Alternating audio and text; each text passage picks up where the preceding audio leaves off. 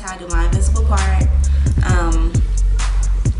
First, my hair is already molded. I did it last night. I didn't use black papers this time. I just molded my hair down with gel and then put my cap on, and then I spritzed it with my Pump It Up, and I let that dry overnight. And so it's the next day and I'm gonna have to get started. I'm not gonna show you how I lay my tracks, but I am going to do a middle part, and I've done it already before. I'm just going longer this time, and I'll insert a picture, maybe I guess like right here. But yeah, I'm going to be doing that, and that was an invisible part, and I got a lot of compliments on it, so I'm just gonna, you know, show everybody how I do mine, and how, you know, my invisible part doesn't, I mean, it looks natural, you know. And when people ask, I have to tell them, no, it's an invisible part. They think it's a sew-in. So the hair that I'm going to use, that I use faithfully when I do my quick weaves, is the Femy collection. This is the Golden Natural Yaki by Femy collection. I'm going to be doing a 16, a 14, a 12, and some 10, because I want that layer look without having to really cut too much. But I love this hair, number one, because it's pretty affordable, and look at that.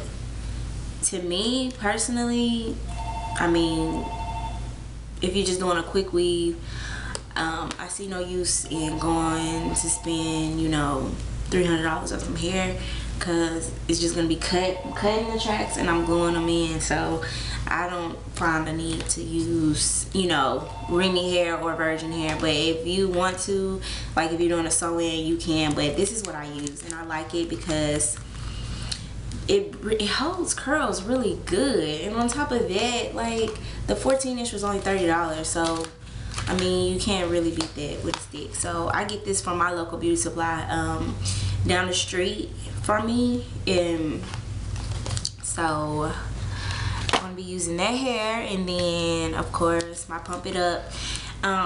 When I lay my tracks, I spritz it on top, and then I blow dry it. But when I do my invisible part, I don't spritz it, because I find it makes it too hard, the hair itself. So I don't spritz my invisible part, I just glue it. So you need spritz, any type of spritz you want. I prefer a pintail comb or rat tail, the one with the metal tip, because this helps when you're kind of like straightening them, make sure everything is lined up. And then of course, just glue. I'm using the Salon Pro hair bonding glue, just regular glue. And then I'm using these scissors to cut my tracks with, because they're really small, and I can kind of get in between like the wefts, I can't really describe it, to kind of reduce the shedding a lot. I use those. And then I'm gonna go ahead and lay them, and then when I get to about right here, I'm gonna split my tracks, the 10-inch, and that way it'll lay flatter and it won't be so bulky, because as you can see, my hair is pretty thick underneath here, and it won't be so bulky, and it'll fall really naturally. So when I get to about here, I will come back and I will show you guys how I do my invisible part. See you later. I'm back, and as you can see, this is how far I'm at, and I've already split my tracks, and now cut my stocking cap.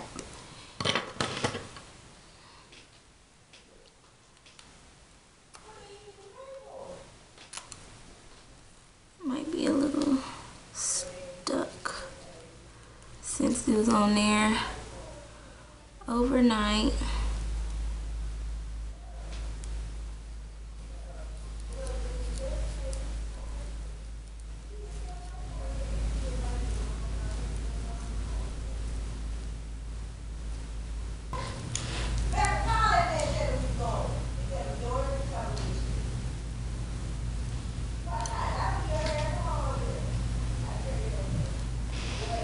Sorry, my contacts. I have to kind of try. Once again, I have a 16, 14, like 2/3 of a 12, and then I have like 2/3, well, not even 2/3, like 1/3 of the 10, and then I'm gonna use this. I'm not gonna use all of it, but I just split these anyway, just in case, and probably won't be using all of that, but no, let me lie, 2 weeks, and then probably at 2 weeks I'll wash it and then redo my part and leave it in for about a week, and then after that, that's when I redo it. So yes, you can wash it. Whenever I do wash it, I'll just come back and do an update for you guys. Okay, now let's get started on laying the tracks for the part. Now before I get started on the actual part, I'm going to get as close as I can to my part. So I'm gonna lay probably two tracks and on each side. So when I get done with that, I'll come back to do